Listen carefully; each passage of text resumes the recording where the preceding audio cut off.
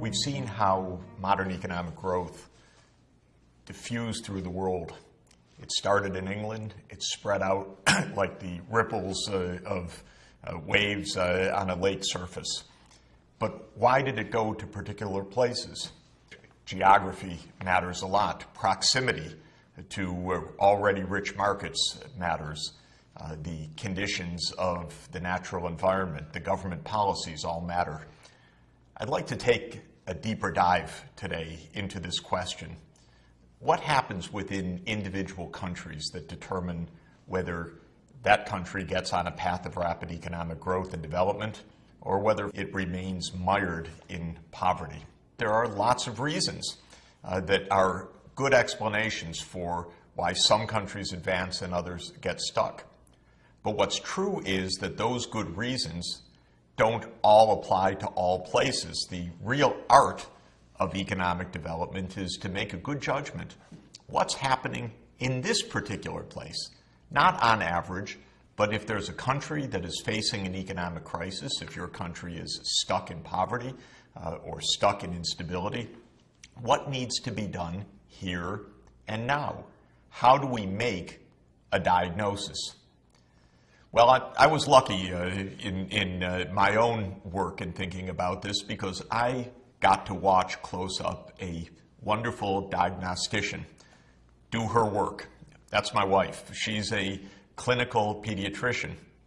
And when she sees a young child with a fever, she doesn't say, "Oh, that's it. I know what that is. All fevers are the same." Of course, she does something completely different. Her training and knowledge and experience shows her as a trained clinical medical doctor that there could be 1,000 reasons for that fever. And in order to give a good prescription, there has to be a good diagnosis. And what the doctors call it is differential diagnosis.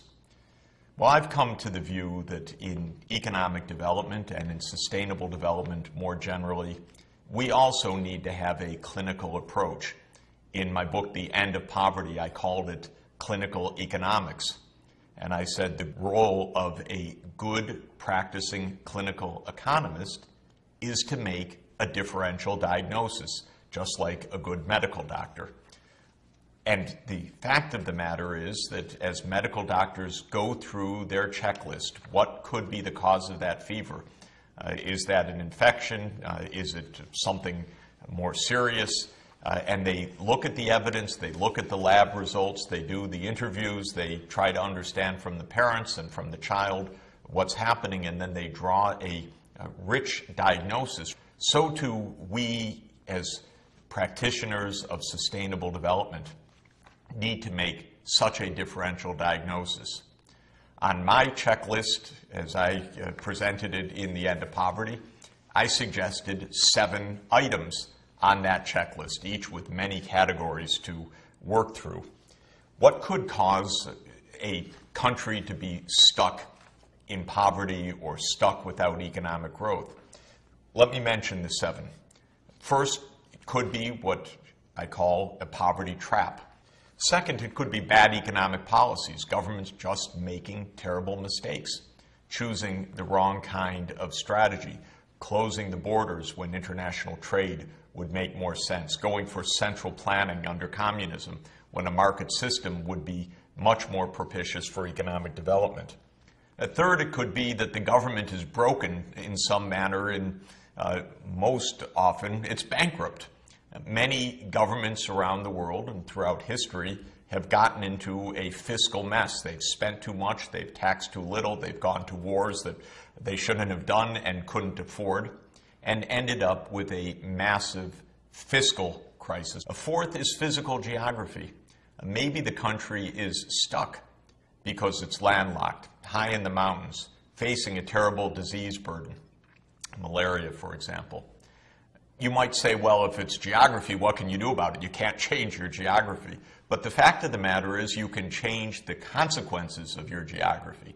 If a country is landlocked, it needs to think about transport and the kinds of industries that it's promoting. If it has a heavy disease burden like malaria because of its tropical environment, it has to think about specific disease control. So while geography might not change, the results of geography are often subject to human resolution. A fifth kind of failure could be the lack of rule of law, massive corruption. That corruption, when it gets out of hand, can completely frustrate the normal processes of governance and therefore of economic development. A sixth problem could be cultural barriers. In fact, it's very often said if a country isn't performing well, something's wrong with the culture. More often than not, I think that's glib and simplistic, but sometimes cultural factors can really make a difference. And last is geopolitics.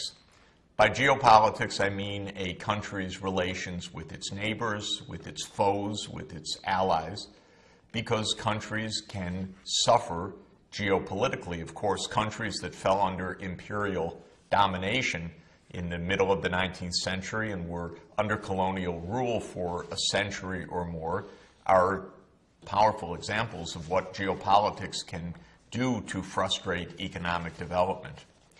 Clearly, these 7 factors and the many sub-factors that would fall under each of these categories does not necessarily apply in any particular condition. It's a checklist for a diagnosis to ask what in particular counts in this particular place from the point of view of the strategy of economic development or of sustainable development more generally. In my own experience of more than 25 years of working with countries all over the world, it's really struck me how different parts of the world and different countries in different times have extremely different conditions that they need to confront to get out of the rut.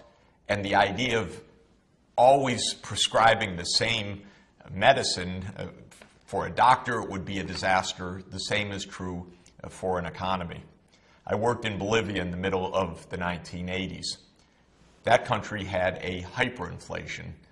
Prices were rising thousands of percent per year. When you did the differential diagnosis, you could see that the government was broke. The government was printing money to pay its bills.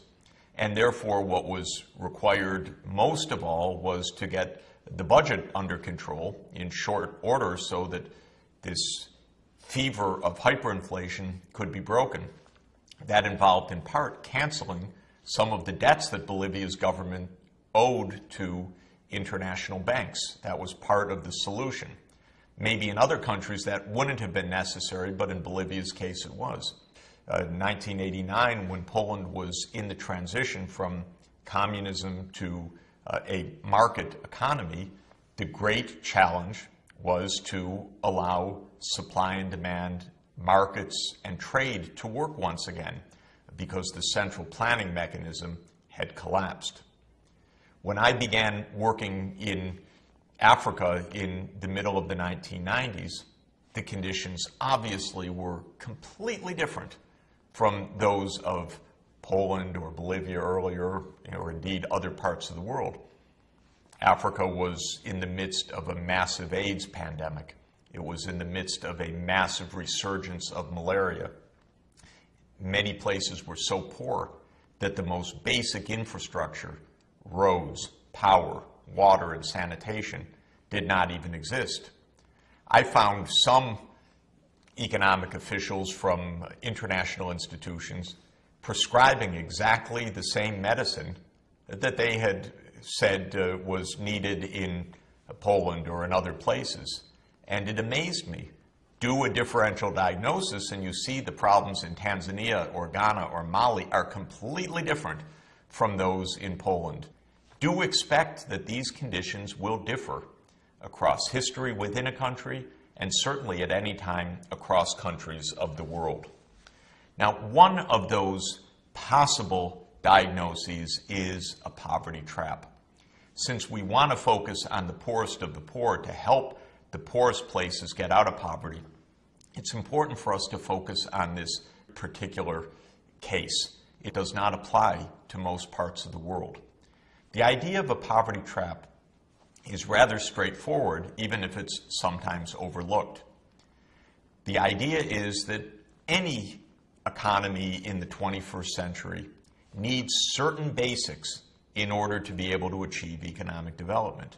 It needs the basics of roads, of ports for trade, of electricity, of safe water and sanitation for the people, of access to basic health care so that the population is not burdened massively by disease, and of education for children. Pretty basic list, and most of the world is able to secure that. But the poorest of the poor countries often cannot, because the amount of finance that's needed just for those very basic goods couldn't be out of reach of the government. Let me give you an example. Suppose that you look at the basic costs, not of fancy systems for health and education, roads and power, but of a very rudimentary system to help a poor country get started in economic development. Say that the cost of that, when you add it up, is $200 per person per year. Consider a poor country, say at $500 per capita, as we've seen in the case of Malawi, for example. The budget for Malawi might collect 20% of the national income for public provision of goods and services and investments in infrastructure. Well, 20% of $500 per capita means that the government would be collecting $100 per person per year. But we just said that the minimum needs are $200 per person per year. So the government of Malawi may be staffed with wonderful people and they know just what to do. They've made a great differential diagnosis. They even have plans on the shelf for schools, for clinics, for roads, for power, for water and sanitation. But how are they going to pay for it? They are trapped in poverty because they know what to do, they know the investments that need to be made, but they don't have the money for it. There are two ways to break the poverty trap. One way is to borrow that extra money and then have the economic growth that results help to pay off in the future. If global capital markets worked well, that would be a remedy. But private markets and public lenders say, well, that's a poor country. That's too much of a credit risk. We can't lend to it, even if our loans would trigger the development that would allow them to repay. So the capital markets solution doesn't work all that well. The alternative is to get a boost of help, a short-term boost, sometimes called aid or sometimes called official development assistance, so that a country like Malawi could fight malaria or build the classrooms for its kids. This is a pretty proven method, and it really works. During the last dozen years or so, as the world has been organized to help countries in extreme poverty, fight extreme poverty, there have been special institutions set up, like the Global Fund to fight AIDS, TB, and malaria. And when money is put into that fight, you get tremendous results. Alas, even though the evidence is strong that it's possible to break a poverty trap by that kind of targeted investment, and there are some positive results along the way, we haven't quite succeeded yet in the world accomplishing that, in part because the concepts of what's needed, the diagnostics of how to do it, and then the institutions to offer the finance are not fully in place. This remains one of the great challenges of sustainable development.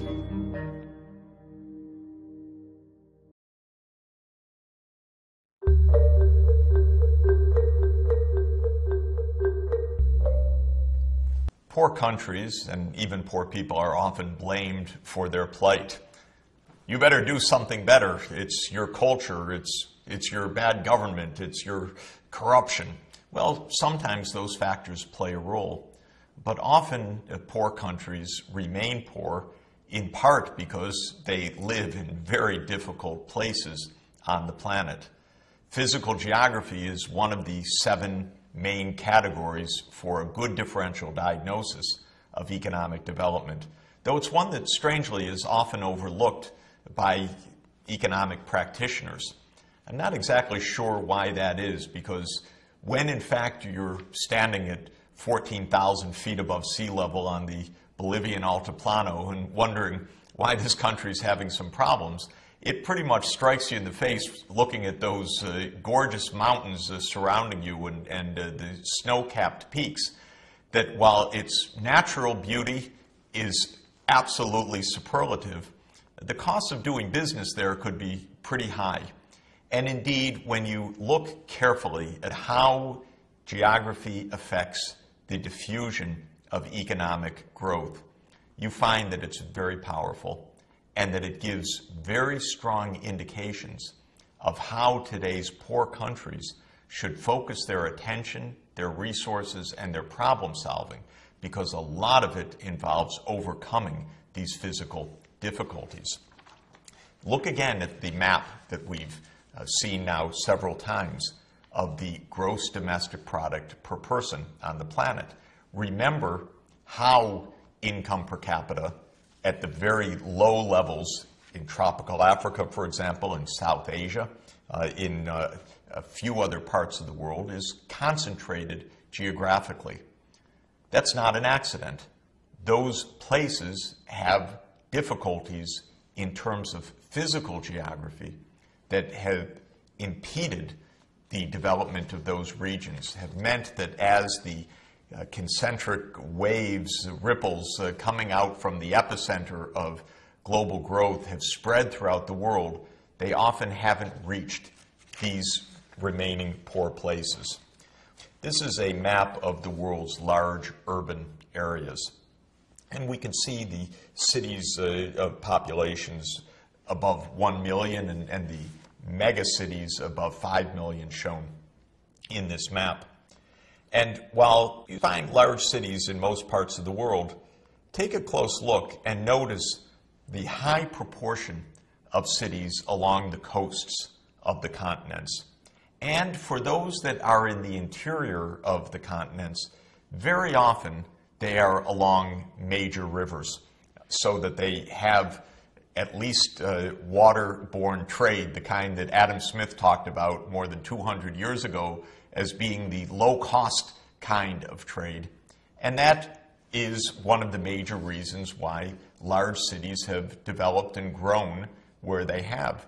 Being on the coast, being near ports, being near major rivers has been the key to a vibrant economy with a division of labor that promotes productivity and that allows for economic growth because of access not only for exports to world markets at competitive costs, but also for the ability to buy inputs from the rest of the world and bring them for processing or for local use.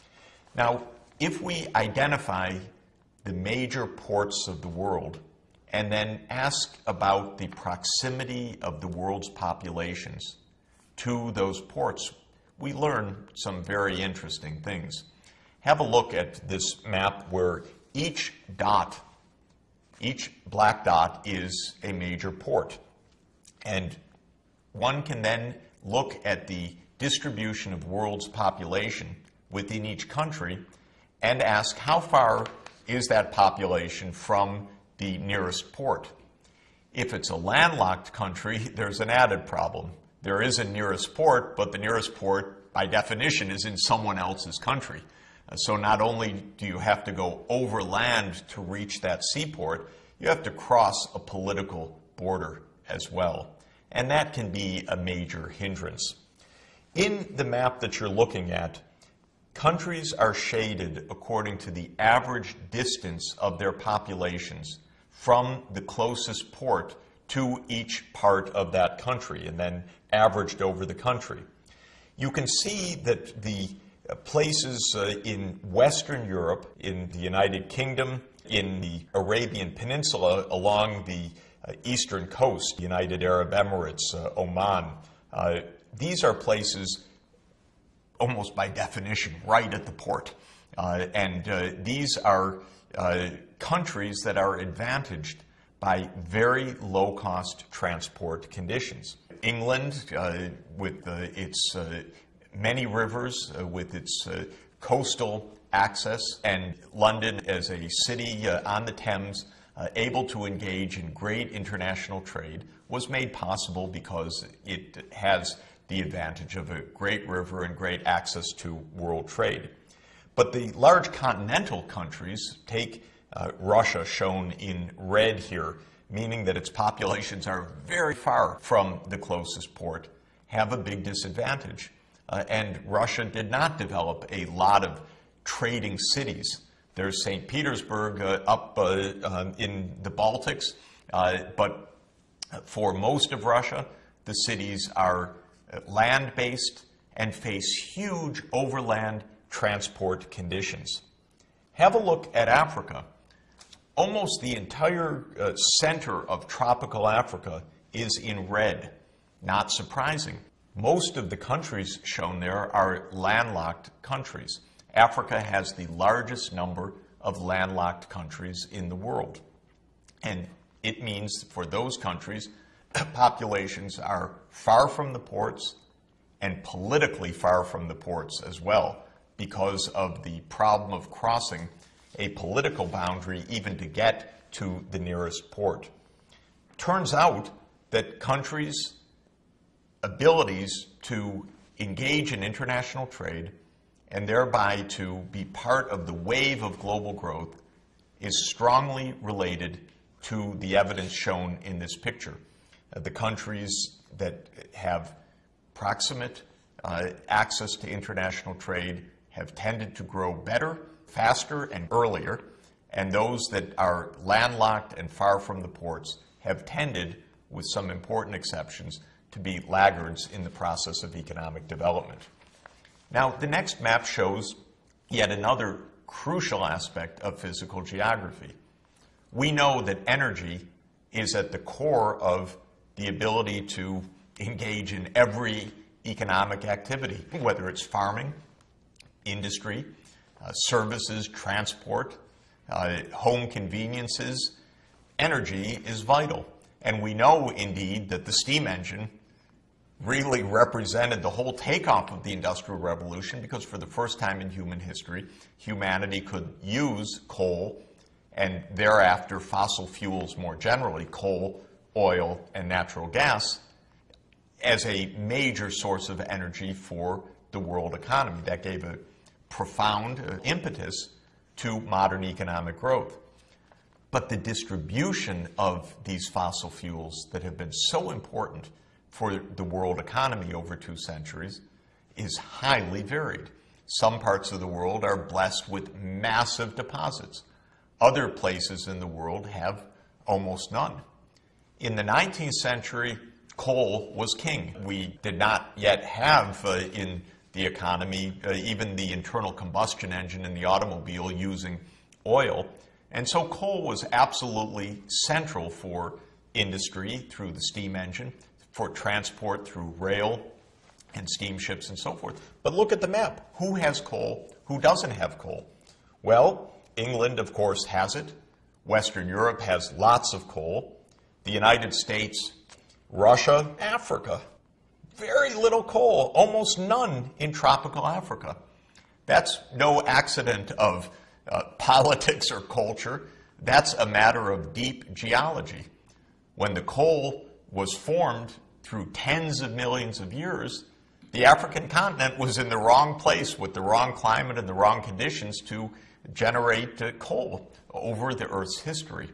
And the result is that when the steam engine was developed in the late 18th century, Africa had no local coal that it could use. And even when countries tried in Africa, such as Egypt and North Africa, in the middle of the 19th century, to develop industry based on imported coal, the costs were just too high of transport to be able to make a go of it. So the deposits of resources, a pure accident of geography and geology, can make a huge difference. The next picture I'd like you to look at is another map of the world. This doesn't look like a map of the world at all. This is not the shape of the planet as we know it. It is the shape of the planet if each country is given the size of its oil reserves. And what you see here, of course, right at the center of the map is Saudi Arabia with its massive reserves of petroleum. And you see other large countries on this world map, which doesn't look like a world map: Iraq, Kuwait, Iran, Venezuela. There's major world reserves. The United States shows up there. It's used up a lot of its historical legacy of reserves. Where's Africa? It barely shows up on the map because only a few places in Africa, Nigeria and Angola, and now a few finds in other parts of Africa, have given Africa the home-based potential of petroleum. And when one measures these reserves relative to the national populations, of course the differences are even more vast. Some countries have massive reserves per capita. A country like Kuwait, that leads to huge income per capita. Other countries like Mali or Niger or Chad have populations with no oil to speak of, or just tiny amounts, and they have suffered from the absence of traditional fossil fuel energies of any kind. They have something up their sleeve now with modern technology, lots of sunshine.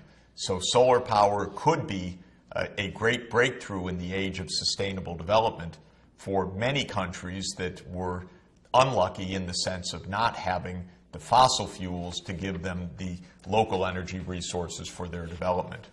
There's another aspect to geography that makes a huge difference, and that is climate. Not surprising, because we all need food and water to survive, to thrive. And climate has a huge effect not only on the quality of our lives, but on the ability to grow food for our sustenance. You're looking at a climate map of the world. I find this map quite beautiful. The colors, the variation around the world, it's quite complicated because climate scientists have created many climate classification systems. The Köppen-Geiger system that's shown in this map is one that I prefer. The pink and the red areas are the warm tropical areas. They have very distinctive challenges in food production and in disease burden, where many diseases such as malaria thrive. The beige areas of the world are the drylands, where water is scarce, or in the desert areas, basically non-existent. And dry regions have the very particular problem of growing food, and they have particular vulnerabilities to extreme poverty by the difficulties of food production. The light green and the dark green areas are the temperate zones in this climate system.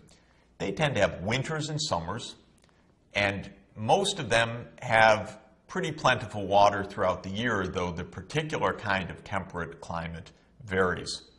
Most of the high-income economies of the world traditionally have been in these temperate zones. Food production, dairy production, timber, other parts of agriculture have been favored in the temperate zones, and since modern economic growth began in a temperate zone economy in England, it naturally spread to other temperate zone locations like most of the United States, like Australia, Argentina, Uruguay, Chile, and so on. So climate has made a big difference. And in the next map, you'll see one of the reasons why climate is so powerful, not only for food production, but for the location of disease burden. Malaria is a disease that in the rich world we may read about, but don't experience firsthand, except on visits to tropical locations. And that is because of the physical environment. It's a disease that is only transmitted when temperatures are above about 65 degrees Fahrenheit. In cooler climates, you don't get malaria transmission.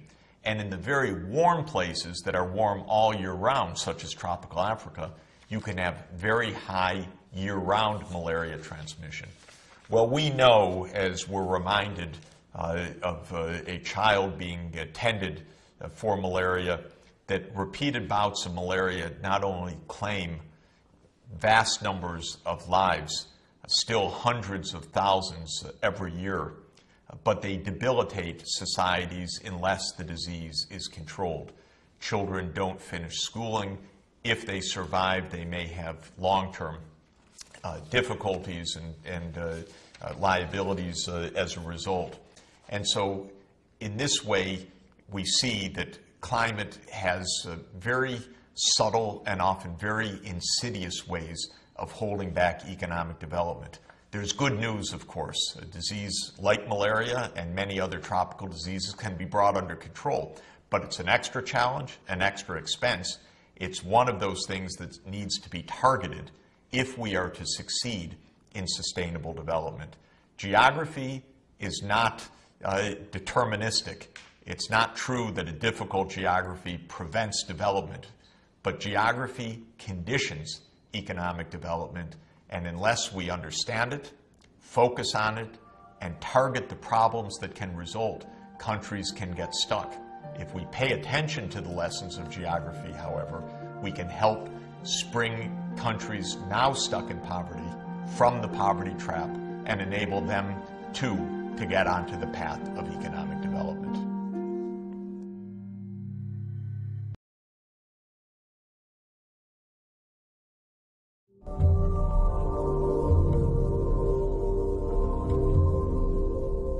We're making a differential diagnosis of why countries get stuck with very bad economic performance. We've looked at how poverty traps can hold poor countries in a grasp, preventing them from making the basic investments to move forward. We've looked at how physical geography, the presence or lack of fossil fuels, the proximity or distance from the coast, the nature of the climate system, can shape economic development. Very often people turn first to culture as the explanation of why some places are ahead and others behind. It's often quite glib because rich people like to say we're rich because our culture is better, rather than to say we're rich because we have lots of energy resources, good coastal proximity, and a healthy climate. And rich people often like to blame poor people for their problems. Say, well, they're lazy, they're not working very hard. And throughout history, places that were once poor and they became rich were known, quote unquote, as lazy places during their period of poverty. And then once they became rich, their culture was used to explain their hard-working ethos. So culture can be a bit of an optical illusion, a little bit too easy sometimes as an attribution or a cause of a country's conditions. And we should remember that cultural phenomena, people's beliefs and attitudes, their views towards their appropriate roles in society, change over time as well. So culture isn't a fixed monolith. I believe culture has a role, however, though not as big a role as is sometimes thought. And we should focus on those attributes of a society's values, its norms, its attitudes, as ways that can be promotive or barriers to sustainable development. I want to focus on three. One is on demography and population, the second on education, and the third regarding gender. When we look at the population challenge, a good place to start is this world map of the fertility rate. The total fertility rate in a country, you'll recall, measures on average the number of children that a woman will have during her lifetime. It looks at the age-specific fertility rates for women in a society and then says if women aged 20 to 25 on average have this many children, women aged 25 to 30 have this many children, and so forth, then on average over the course of a woman's lifetime and her reproductive years, an average woman in this society would have this number of children. What the world map shows is the tremendous variation in our world today in the total fertility rate. In many parts of the world, especially the high-income world today, fertility rates are below 2. That means that each woman, on average, is having fewer than 2 children. It means, since half the children are boys and half the children are girls, on average, each woman is having less than 1 daughter, or if you say 10 women in total would be having fewer than 10 daughters. You can see that when fertility rates are below 2, so that on average each mother is not replacing herself in the next generation with a daughter, statistically speaking, that the population would tend to be stable or declining. When the total fertility rate is above 2, then the population would tend over the longer term to increase. So if in the high-income world on this map we see total fertility rates below 2, we also see in some of the world's poorest countries, and notably in Africa and in parts of South Asia, total fertility rates above 4. And in many rural areas in low-income tropical Africa, we have total fertility rates above 6. That is, a poor household would, on average, the woman would be having 6 or more children. This tremendously affects economic development because with very large populations of young children, poor families have a very difficult time providing the basics for all of their children. Maybe just the eldest son is able to go to school, and the girls are married at a young age or work in the fields without a proper education. And that means that in the next generation, those young girls will grow up without the literacy and the skills that they need to help their own lives, their own children, and the national economy to be productive. So countries that have made a transition from high fertility rates to low fertility rates have tended to have an advantage in economic development. Countries that have still today very high fertility rates tend to have much lower economic growth. To a certain extent, this is a matter of income itself. It's not really a matter of culture.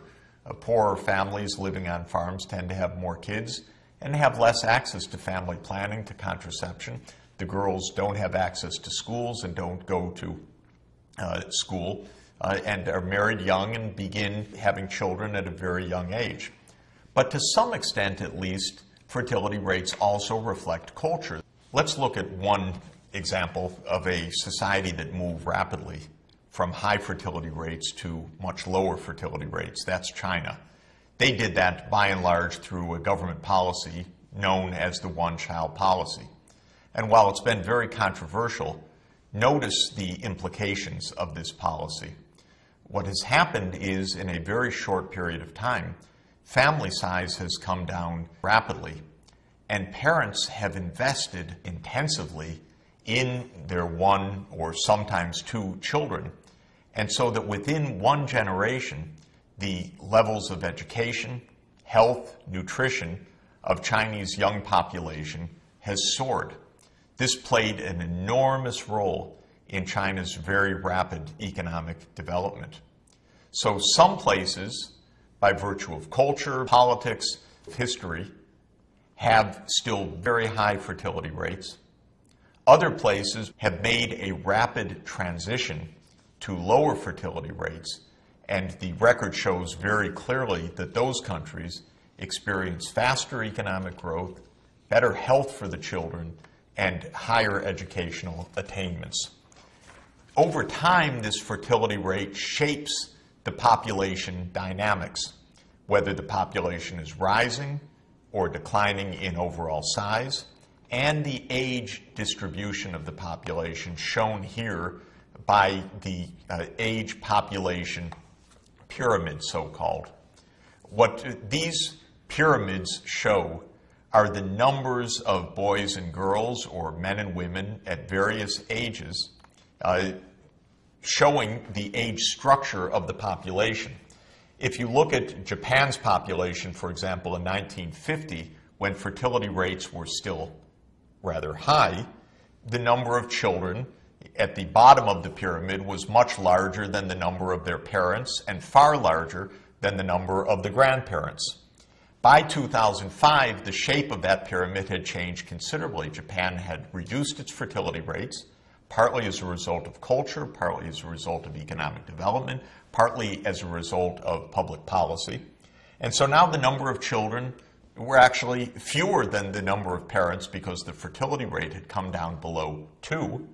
And the whole age structure, therefore, wasn't a broad pyramid with a big base of young children, but was now much more similar in numbers of population at all ages. By the middle of this century, because of the continuing low fertility rate, the population age structure will be an inverted pyramid. Few children, many more older people. And that's how the transition occurs when fertility rates come down. Most of today's very poor countries have that big base pyramid, huge numbers of very young children to be supported. How are they going to be educated? How are they going to get the health care and the nutrition that they need? Only if today's high fertility countries are able, through matters of public policy, cultural attitudes, and so forth, to help reduce those fertility rates. And the best way is through the voluntary choices of households who decide to reduce the number of children so that they can invest more per child and help raise healthy and better educated children. Unless that happens, then the problems of the large numbers of children outnumbering their parents will continue to make very difficult the economic development of the poor countries. Another cultural phenomenon involves attitudes towards education.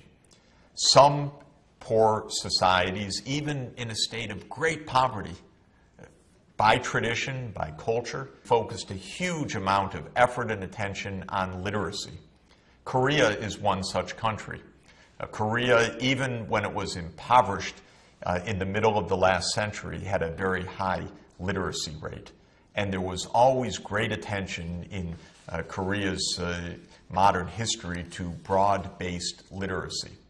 Well, that's a cultural attitude as well as a government policy, and it's done very well for Korea since the middle of the century and the terrible Korean War that took place and devastated so much of Korea. In South Korea, we've seen some of the most successful economic development ever attained, some of the fastest economic growth, and with a rather widespread prosperity. A huge part of that has been facilitated by this continuing commitment to broad-based, high-quality education. And indeed, this shows up in international test scores. What you're looking at here are the rankings on international testing in science and math. Where's Korea? Right at the top. It's not the richest country in the world, but it is right at the top ranks, number 1 or number 2. Definitely in almost every test and category within the top few countries in educational performance. This reflects not only public investments in education, but it reflects parental support for their children, urging their children to excellence. It reflects a culture that has long strongly valued education and thereby made it possible for Korea to become a world leader in technology and one of the fastest growing countries in the world. A third cultural attitude that deeply influences patterns of economic development are attitudes towards women. Do women have rights? Are women participating in the labor force? Do women face massive discrimination? So gender equality or inequality also has political aspects, but culture plays a significant role. Once again, as with fertility and as with education, there are big differences around the world in attitudes towards gender equality and attitudes towards women, even in the physical safety of women from violence. One can see the many, many ways that this influences economic development. There's probably not a society in the world where women still do not face at least some discrimination. It took tremendous political effort, social mobilization, and a lot of courage of women to break through this discrimination, even in places today that we view as close to gender equality, if not fully there. But there are many parts of the world, of course, where women still face profound, profound barriers to their economic participation, to their political participation, to their role in society. What are the consequences of that? A society that tries to run on half its brain power, on half its human capabilities, blocking the role of women in problem solving, in economic leadership, in a political role. A country that's running only on half its human resources is bound to fall behind countries that are empowering all of their citizens, women and girls as well as men and boys. Countries where young girls may have 1 or 2 years of schooling, but then because of lack of interest, lack of budget, lack of family attention and effort, are forced to drop out of school, marry young, start having children young, do not have the productivity to participate in a modern economy, face a tremendous amount of poverty and suffering themselves, and by dint of that are likely to be raising children in poverty as well. Now, this is an area where there have been huge changes, fortunately, in the right direction over the last 30 years, but by no means uniform. Look at this wonderful picture of the Rwandan parliament. It may surprise you to know that Rwanda's parliament is not only more than half women, but has the highest proportion of women in its parliament in comparison with the rest of the world. And women's participation in politics has soared in Rwanda, and it is rising in other parts of the world, though still with huge inequalities and still a tendency towards men dominating political power. In Rwanda, you can see the wonderful benefits of this turn towards women's empowerment. Rwanda has made astounding progress in reducing child mortality. It's making big progress in improving education. Social conditions have improved dramatically. And while there are many factors that are contributing to Rwanda escaping the poverty trap, the role of women in the parliament, in my opinion, has played a significant role. Not only are these women powerful role models for young girls in Rwanda, and I think Rwanda's success in light of this experience is a very powerful message for countries that are still lagging behind. Don't try to develop with only half of your citizenry. Take the lesson that a country that is mobilizing all of its citizens, its girls and women as well as its boys and men, is a country that's going to have more success in the 21st century.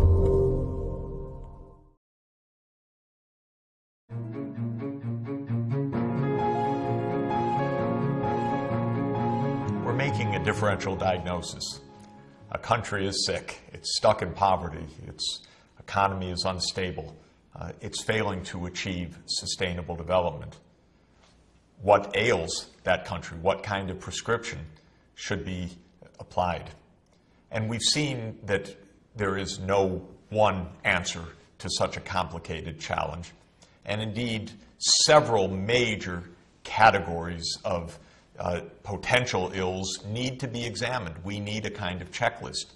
Is the problem a poverty trap, where government and society knows just what to do but can't afford to do it, so it needs financing? Is the problem physical geography? being landlocked, being in a tropical environment burdened by disease, lacking the energy resources needed for development? Is the problem cultural? Perhaps discrimination against girls and women, lack of attention to education, lack of attention to reducing high fertility rates. Well, on that list, we definitely need a politics checklist.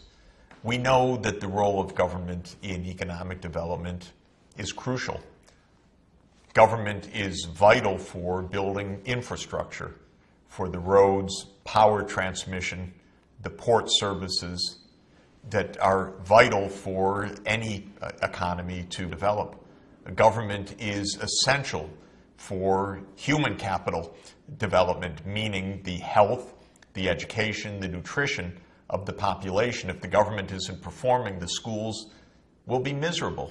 Health conditions will be poor. Diseases will run out of control. What happens to a poor person in society, a poor family that can't make ends meet? The children in such a family, unless supported through government programs, will lack access to vital things, proper health, proper nutrition, access to education, the ability to develop skills so that that poor child will be able to escape from poverty. Government is vital for the rule of law. Of course, without government, there can be anarchy, violence, and when government itself is massively corrupt, other institutions, the banking sector, for example, is doomed to fail and to operate in a lawless environment. If contracts can't be enforced, if courts aren't working, then who can do business in a modern period? So when we see a country in crisis, in addition to the checklist of culture, poverty, geography, we want to look at the political situation. And we want to look at politics across several dimensions. We want to look at whether the government is managing properly the investment in infrastructure. Infrastructure cannot really be provided adequately by the private sector alone.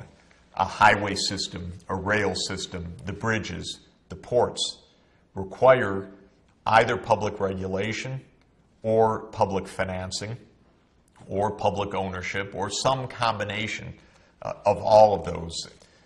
China, which we know to be one of the fastest growing economies of the world, has excelled in the capacity of government at all levels, the national government, provincial governments, and local governments, to undertake large-scale infrastructure investments, rapid rail intercity that now provides a tremendous transport system for the country, urban metro systems in the major cities of China, mass electrification that has enabled China to support rapid industrialization. And so this is an example where the government has played its role, but there are many poor countries where the government has not been of the capacity, focus, or interest to undertake this kind of infrastructure spending adequately. Government has to regulate key sectors of the economy. Finance is one of them. Unregulated banking systems tend to get into crisis. Regulations that are allowed to lapse or that are not really pursued can end up in disaster. This the whole world experienced in 2008 when the deregulation on Wall Street, at the very epicenter of the world's financial system, caused a massive financial crisis that also spread throughout all of the arteries and veins of international finance. Government dropped the ball because of the powerful financial lobbies in Washington who urged the deregulation of Wall Street. Wall Street got itself and all the rest of us in a lot of trouble. And when government fails or when governments allow illegality or fraud in their banking systems, one ends up also with financial panics. Corruption is a pervasive problem in government. There's lots of money in business. Those businesses often want deregulation, dangerous for society, but good in the short term for these businesses. Of course, we don't measure corruption all that well. A lot of it is under the table. There are only corruption perceptions. We don't even define corruption all that well. In the United States, it's legal for businesses to give massive, indeed unlimited campaign contributions to politicians. And so what I would call corruption is sometimes perfectly legal, but it's not classified as corruption. So when we look at a map, for example, of corruption perceptions as measured by surveys, in this case by Transparency International, we learn something, but we don't learn everything that we need to know about this problem of political failure. One thing we see is that many poor countries, again, look at tropical Africa, at some of the landlocked countries, corruption perceptions are quite high. But I'd also like you to look at the fact that in many African countries, still very poor, where corruption is comparable to what you see in South America or China or India in perception. You have a lot of poverty, but not evidently corruption out of control. This underscores another point. Politics matters, but it doesn't explain everything. Geography, culture, poverty traps are also extremely important. Let's not fall into the trap of single explanations. We don't give aspirin for all fevers, or shouldn't, and for the same reason, we shouldn't say that corruption is the cause of all economic crises. We need that differential diagnosis. Now, another major job of government is to resist poverty. Not only to help poor people meet their basic needs as a matter of basic social justice, but also to ensure that poverty doesn't simply replicate itself generation after generation. A poor child growing up in a poor family faces many obstacles, of course. Maybe health and nutrition are worse. The neighborhood conditions, the environmental safety is likely to be worse. The schools in a poor neighborhood or poor region are likely to be much worse, dilapidated, perhaps lacking teachers, perhaps very large class sizes, perhaps no books and materials, or computer rooms. Some very poor places don't even have a roof over their schools, so the schools are conducted under a tree or in the open air. So children growing up in poverty are likely, unless in some way given a boost, to be poor themselves as adults. And so poverty replicates itself from one generation to the next.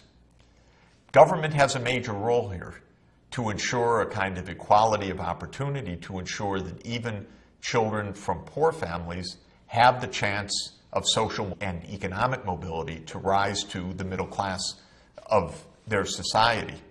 But that requires help. It requires public education.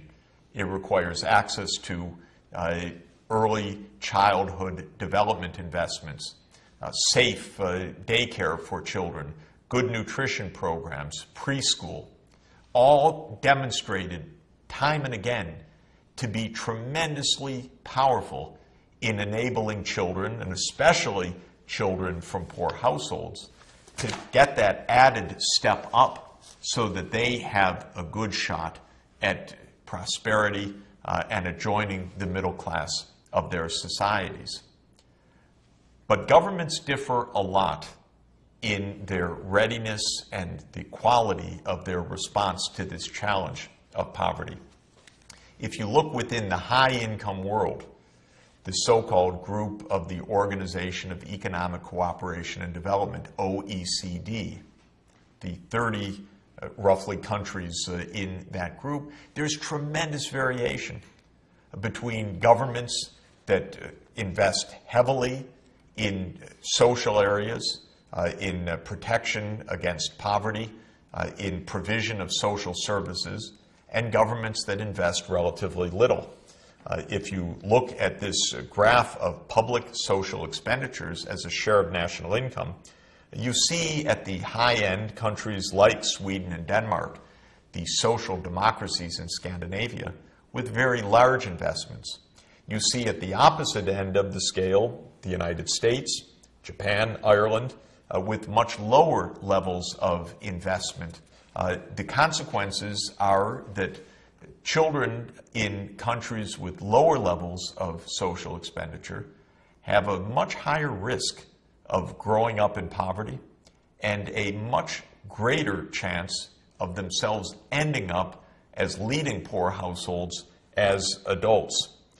You see here the poverty rates across the OECD countries. Where are the poverty rates the lowest? These are poverty rates both shown for children in the bars and for the total population with the diamonds shown in this figure. What you can see is that the lowest poverty rates for children are in Denmark, Finland, Norway, Iceland, Sweden, those social democracies in the Nordic region. Where are the very highest rates of children's poverty? The United States, Chile, Turkey, countries that invest much less in social outlays.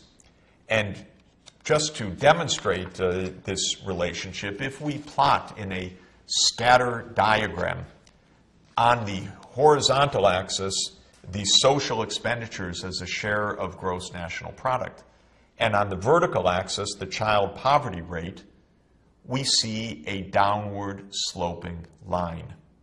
We see countries that invest relatively little in social areas as a share of GNP having high child poverty rates, whereas countries like Finland, Denmark, and Sweden that invest high levels of national income in social areas having very low child poverty rates. In other words, politics matters. Even among high-income market economies, there is a huge variation of those that attend to their poor and also thereby create conditions for social and economic mobility, and those that more or less leave their poor to their fate and also have the result that poverty replicates itself across generations. But I do have to be clear, in order to reduce child poverty, in order to be able to fund those higher levels of social expenditure as a share of national income, those governments that do so have to collect higher taxation. They say to their citizens, we can address problems of poverty, we can carry out our government functions, but that requires taxation to cover the bills of government so that it can carry out that role. So if one looks at the share of taxes in GNP, once again it's the Scandinavian countries at the very high end paying the bills in order to reduce child poverty, to make investments in education and in infrastructure and the environment.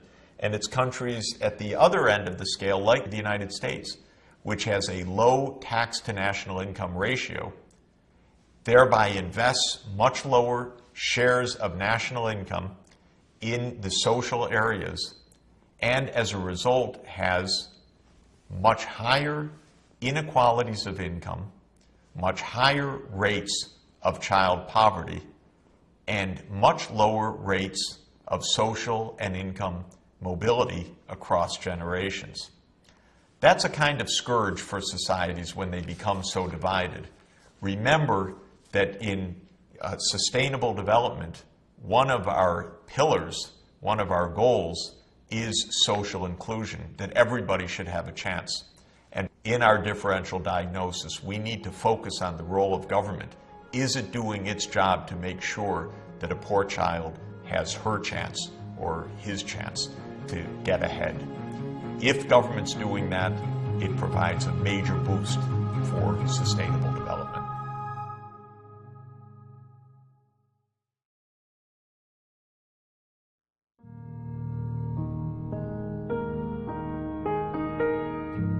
In our quest to understand sustainable development and right now economic development, we've focused on the modern era of economic growth.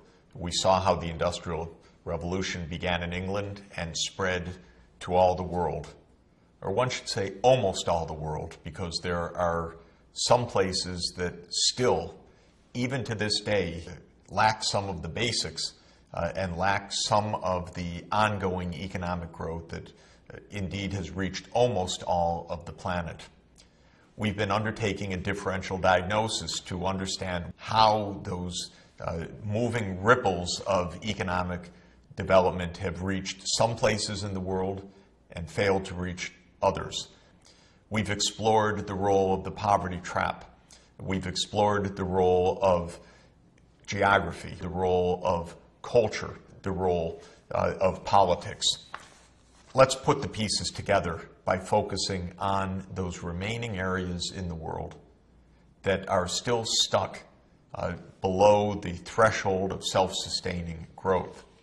And as we've used the idea of passing that threshold, looking at the $2,000 per person per year threshold as a marker for us, when we look at the map of global development, we see that those countries shown in red on this map are the ones that, as of today, are still below that takeoff level. What do we see? We see that the remaining regions are mainly tropical Africa, and then a number of landlocked countries, Afghanistan, Nepal, Mongolia, Laos, and a few other parts of the world. And of course, without question, we have to regard sub-Saharan Africa as the greatest challenge of development, the place in the world still with the highest poverty rates and with the biggest challenges in meeting basic needs. The good news is that in recent years, especially since the year 2000, economic growth in sub-Saharan Africa has picked up. There's definitely progress, major advances in some of the key areas of disease control, improved access to education, building infrastructure. But we're still not yet in a situation where there is self-sustaining, rapid and dynamic growth, though one feels very much that it's within reach. Let's put our differential diagnosis perspective, therefore, on sub-Saharan Africa and ask what we learn by taking that multi-dimensional view of a region to see what it implies for the priorities for economic and sustainable development. Africa has many distinct structural characteristics, and many of these structural characteristics are indeed structural problems for economic development. If you look at the region of poverty in Africa, that is below the Sahara Desert, but above the southernmost countries, one is defining essentially the region of the tropics of Africa, between the Tropic of Cancer at 23 degrees north latitude and the Tropic of Capricorn at 23 degrees south latitude. And we know that the African tropics have many distinctive features that are relevant for economic development. Disease burden, we've seen, is very heavily concentrated in the tropics, whether it's malaria or other so-called vector-borne diseases or worm infections that debilitate people and that hold back whole societies. We've seen that agriculture can be very difficult in tropical conditions, often water scarcity with the very high temperatures, drought propensity, soil nutrient depletion can be extremely pernicious in the tropical context. So this is one feature that needs to be addressed. Nothing impossible about these challenges, because diseases like malaria are fully controllable, but they need to be controlled. We've seen that Africa has a distinctive feature of the most landlocked countries of any continent in the world. Roughly 1 in 3 African countries is landlocked.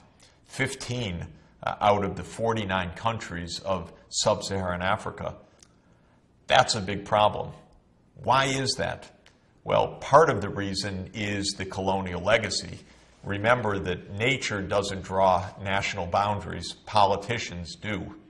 And when the politicians divided up Africa, they divided it up into little parcels, often cutting natural ecological areas, dividing ethnic groups by artificial boundaries, leaving a legacy of great difficulty, making it hard for populations even to reach coasts. In many parts of Africa, the coastal physical environment is rather hostile. In East Africa, the eastern coast tends to be very dry. The trade winds come up to the coast from the east. They do not provide precipitation right on the coast, but as the highlands in the east coast carry those trade winds into higher altitudes, then the rain is distributed in the interior, what's called orographic rainfall, or rainfall that is caused by the uplift of the mountains, in this case the highlands of East Africa. This means that the high population densities in East Africa are not at the coast, but are in landlocked interior countries like Rwanda, for example, or Uganda, where there's much more rainfall than one would find in their port of Mombasa, Kenya, which is in a much drier region. So the distance from the ports has to do with history. It has to do with political boundaries. It has to do, some historians think, with the long legacy of even slave trade, which caused populations in their self-defense to move more into the interior. It has to do with the fact of rainfall being more propitious and able to support food production, often away from the coast and in the interior of the continent. We know that in many, many other ways, the colonial legacy has played a very difficult role. Have a look at the map of European colonial rule in Africa as of 1914. The first thing you see is the entire continent, with the exception of Ethiopia, was colonized. Africa was divided among the European powers. And the story of how it was divided is a rather shocking story. Actually, Africa was one of the last continents to succumb to European imperial rule. That may seem strange because Africa was very poor throughout history, therefore very vulnerable, as exemplified by the slave trade. So why wasn't it colonized earlier? Europeans attempting to move to the interior of Africa in the earlier parts of the 19th century to colonize succumbed to malaria and to other tropical diseases. The disease burden actually prevented Europe from colonizing Africa until the latter part of the 19th century. Then what happened? Well, you could perhaps ascribe it to tonic water. Tonic water is water with quinine, but quinine is a natural preventative or curative to malaria. And when quinine was discovered and then mass-produced by the British and then by the other imperial powers, that enabled Europe to dominate Africa through military means.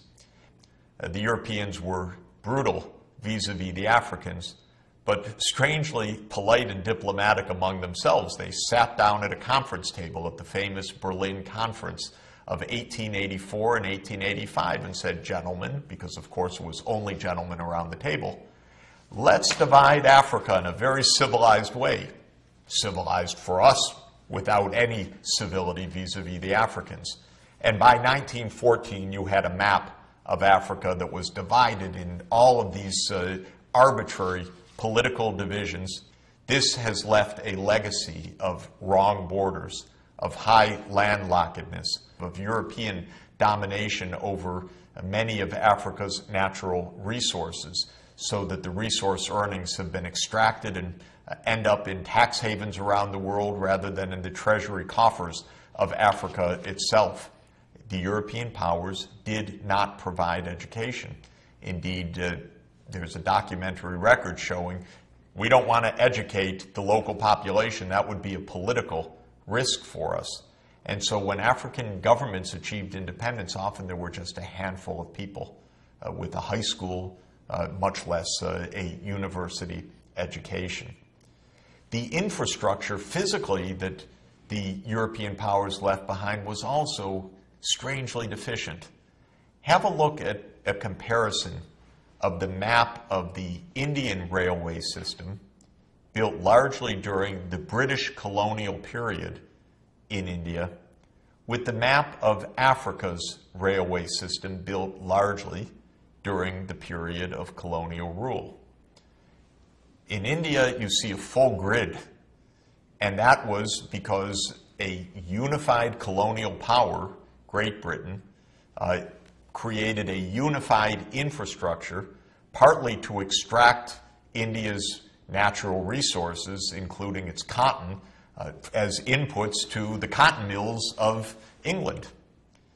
In Africa, where the conditions were harsher and more difficult and the political divisions existed, the European colonial powers did not sit down together after the conference in Berlin and say, now let's construct a railway network.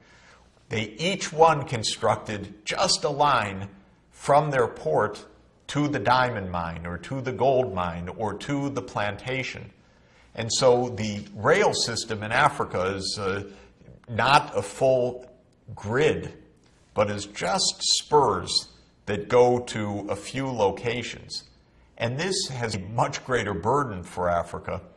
When India had its agricultural revolution, the so-called Green Revolution of the 1960s, this railway line played a crucial role in bringing fertilizer into the interior and bringing grain from the interior to the national economy.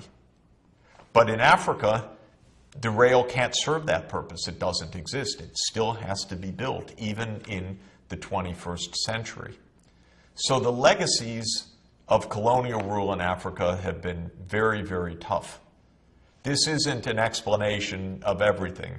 My point again and again is don't take a single factor. You cannot blame it just on colonial rule. We've seen you can't blame it just on, quote, corruption, because in many parts of Africa, the levels of corruption are comparable to far richer countries in other parts of the world. You can't blame it just on culture, though culture matters. It matters for gender, it matters for fertility, it matters for commitment to education.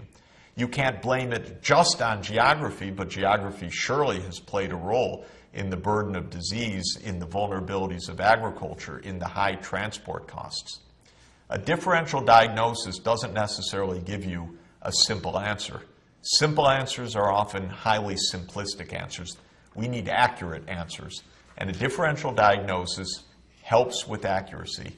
It identifies several of the challenges that need to be addressed, even though Africa and other countries still stuck in poverty may face added burdens. They also have the opportunities for technological breakthroughs unimaginable until recently.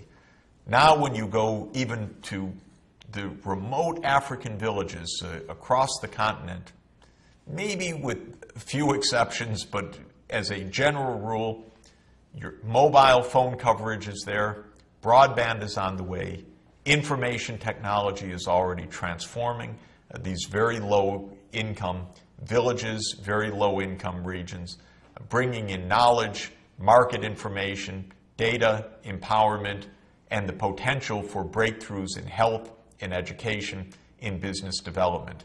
In other words, when we make the differential diagnosis, we identify the political and the cultural and the geographic phenomena. When we identify the heritages of the colonial period and the shortfalls of infrastructure, we are not overcome by pessimism, but we are motivated with an agenda which is targeted, specific, a balance of public and private investment, areas for social mobilization, public awareness, a role of parents to help their children to make breakthroughs as well. That is the key to sustainable development.